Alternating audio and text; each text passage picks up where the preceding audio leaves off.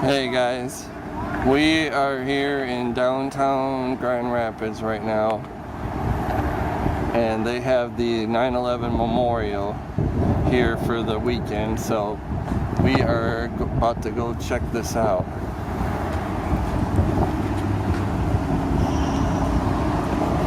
It should be pretty amazing.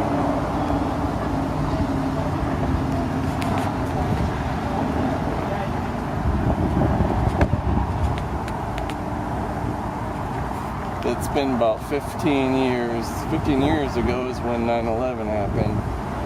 Tomorrow.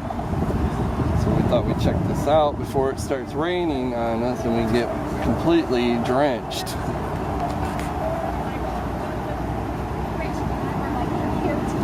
Wow. See, it's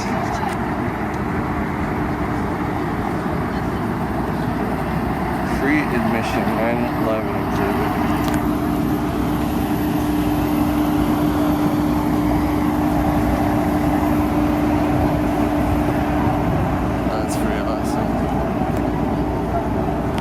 Not too busy yet, but it's getting there.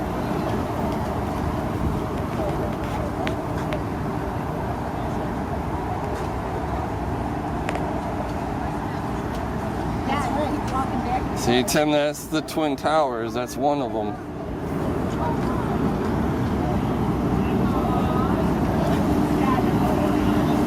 If you guys get a chance, you should come down and definitely check this out. It is well worth it.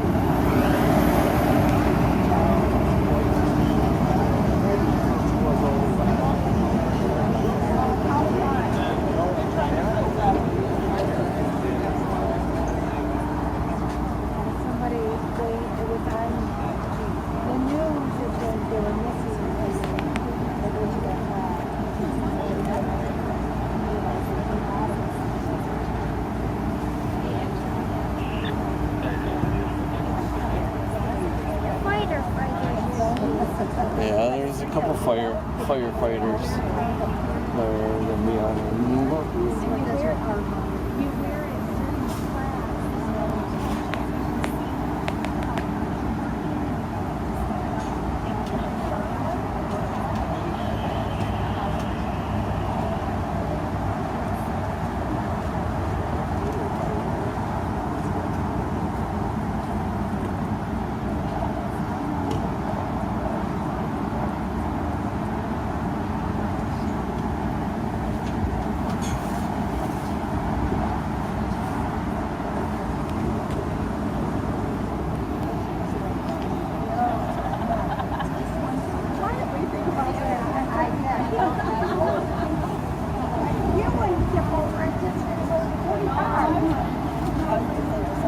See, this is one of the Twin Towers, and this came crashing down.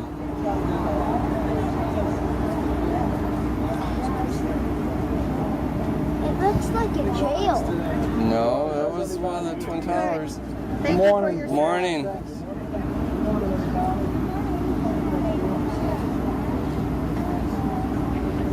Yeah, this is when it came crashing down. No, but it looks, the top looks like a jail. No. Industrial lab box.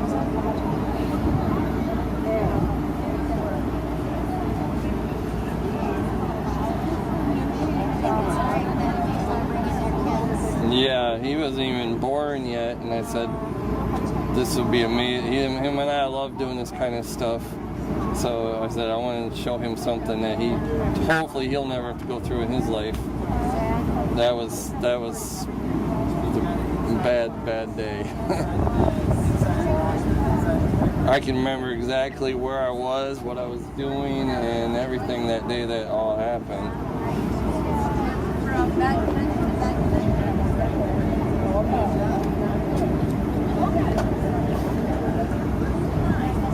This is the first year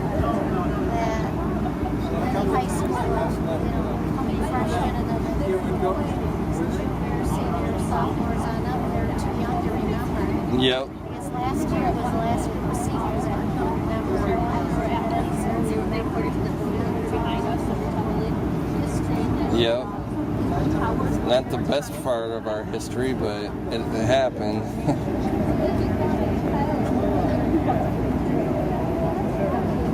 So hopefully you learn something, Tim, when you see this stuff.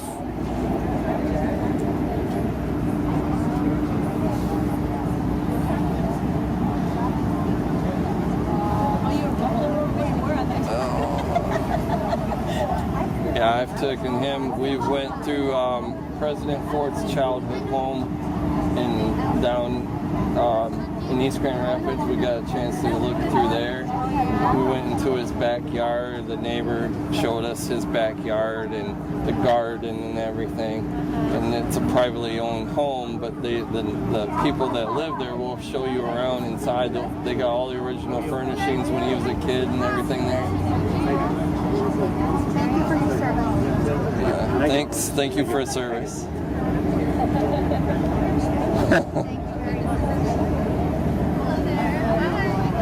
Yeah, that was pretty amazing. We were going to look at the outside, but the neighbor kid came over and said, "You guys want to look at the backyard?" And we got a chance to see his backyard and everything. And we're like, that's cool.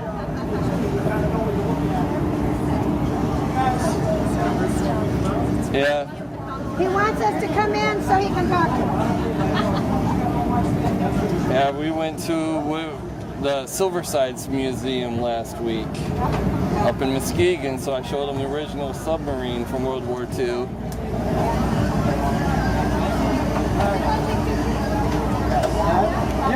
Yeah. Only a minute. All right. Well, I'll stand right over here. I'll try to talk as loud as I can so that we're a New York City Firefighter Foundation based out of Staten Island, New York.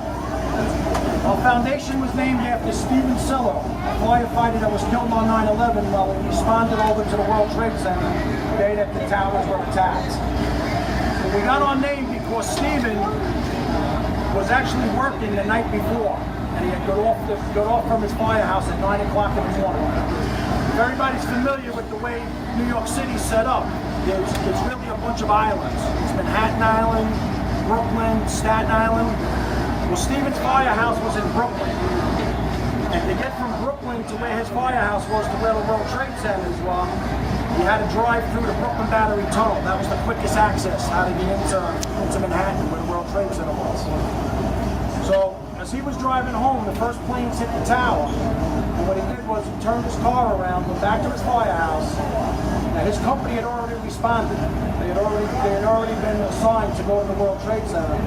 So what he did was he grabbed all his firefighting gear, threw it in the back of his car, and drove over to the Brooklyn Battery Tunnel, where they denied him access to drive his car through because they had now closed it for security purposes. They were shutting down the whole city, all the bridges, all the tunnels, because they knew that we were under attack.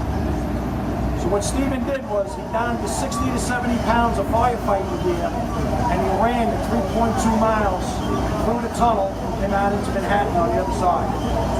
So that's how we got our names. Just push it to get everybody underneath. All right, push up. Come on in.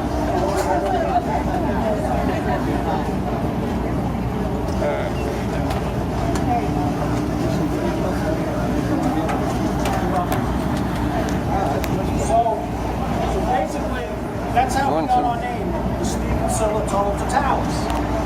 Because the Tunnel to Towers part came in after the first year, his family started this foundation up in Dallas. They called it the Tunnel to Towers because what they did was they started a fundraising race up that followed his footsteps from Brooklyn Tunnel over to the World Trade Center.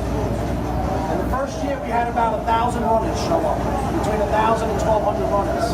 Wow. Today, all these years later, 15 years later, we now have 40,000. Wow. People come from all over the world, first responders, military personnel, civilians, from almost every country in the world. It's really an incredible thing to see.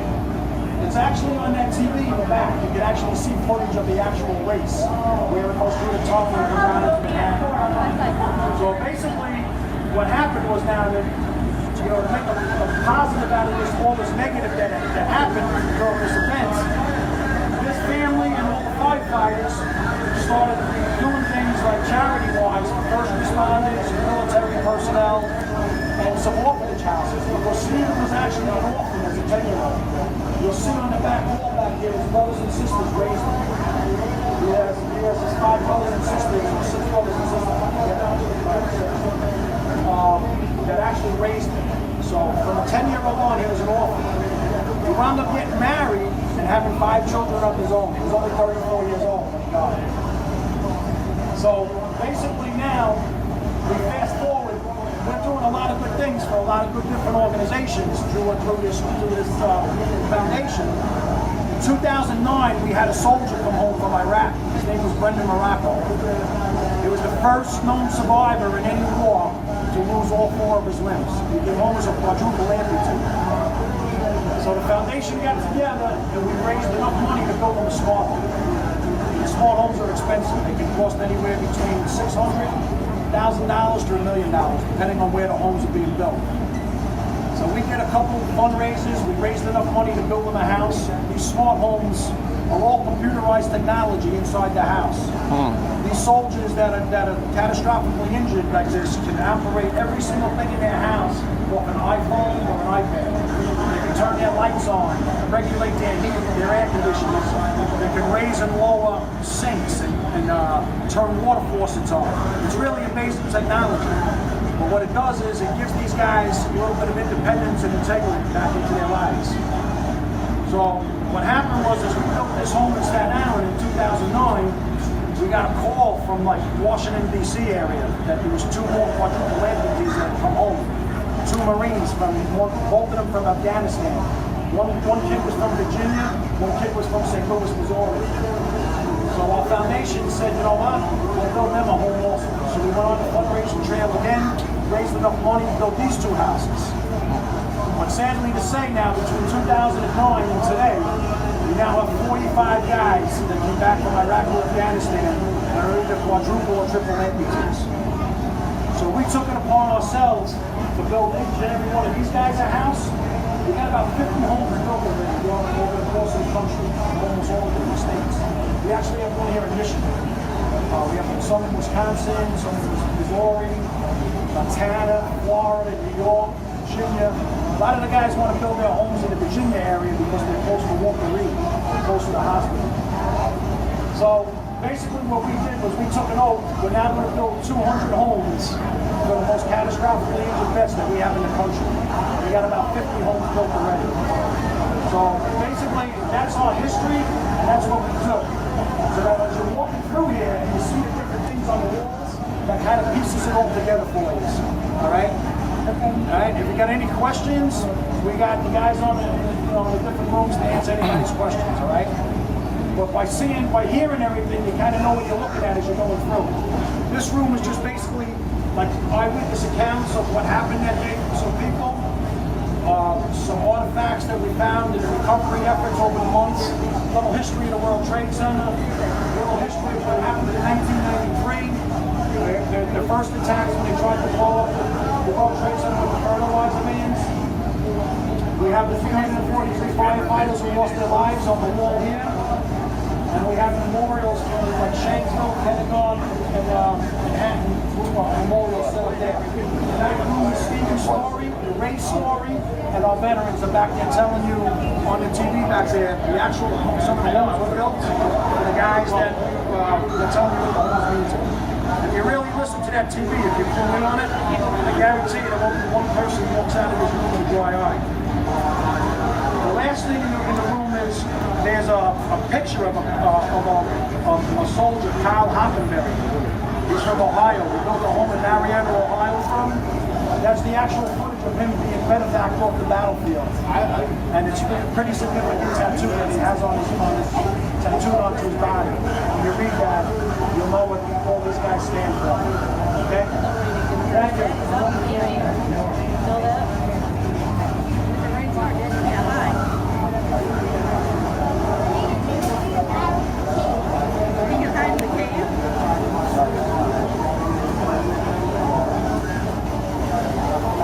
Yes, could you hear me? I'd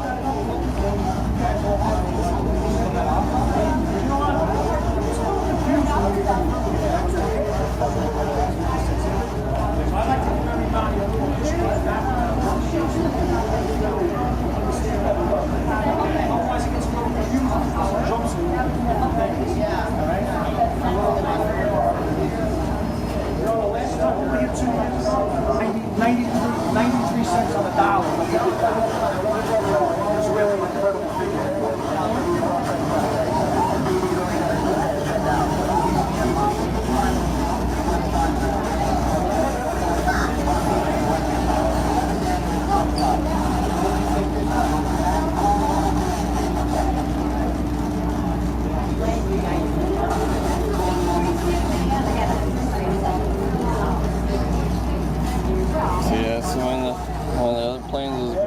into the building.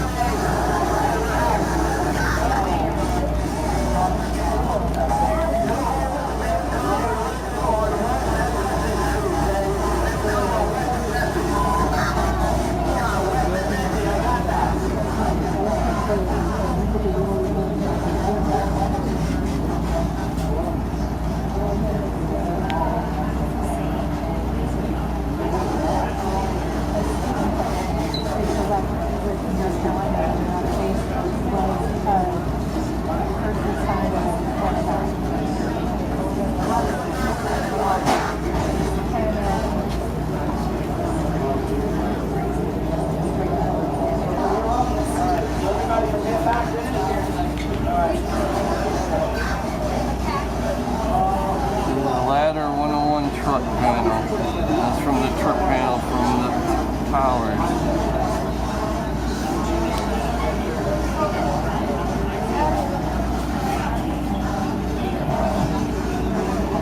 The hose fitting on loan from the Engine 240 company. This fitting was found in Engine 240. Remained in contact.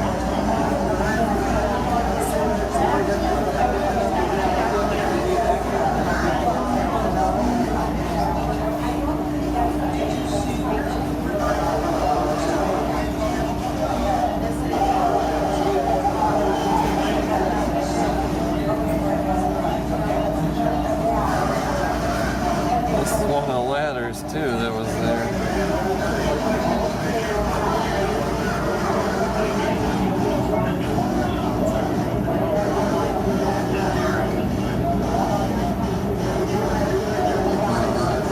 Steel fragment from the Twin Towers. Blocks away.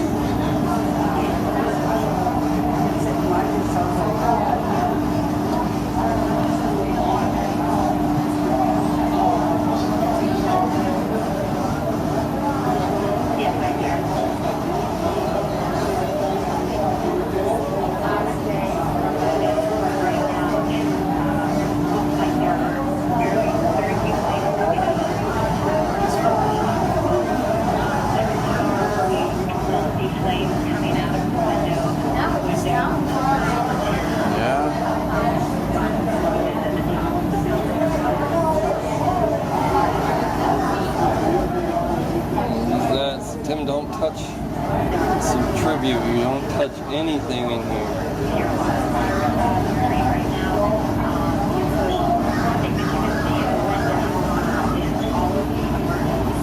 That's the truck panel.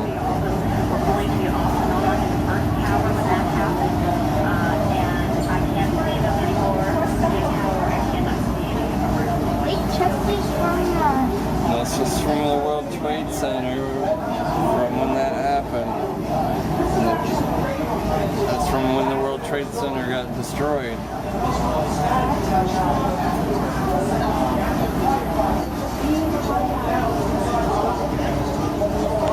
Aluminum facade panel.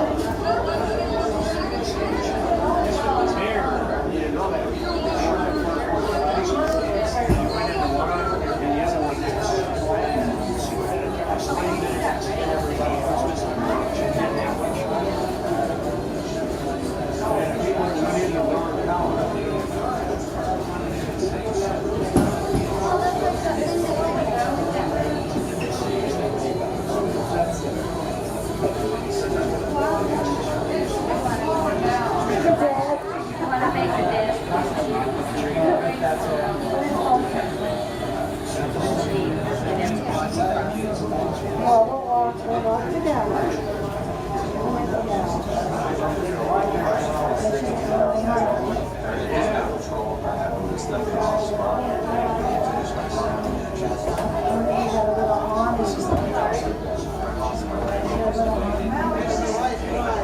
here. All right, I didn't know if you were ready to go already. Well, we gotta go out sometime. Eventually. Oh. Get wet, no doubt.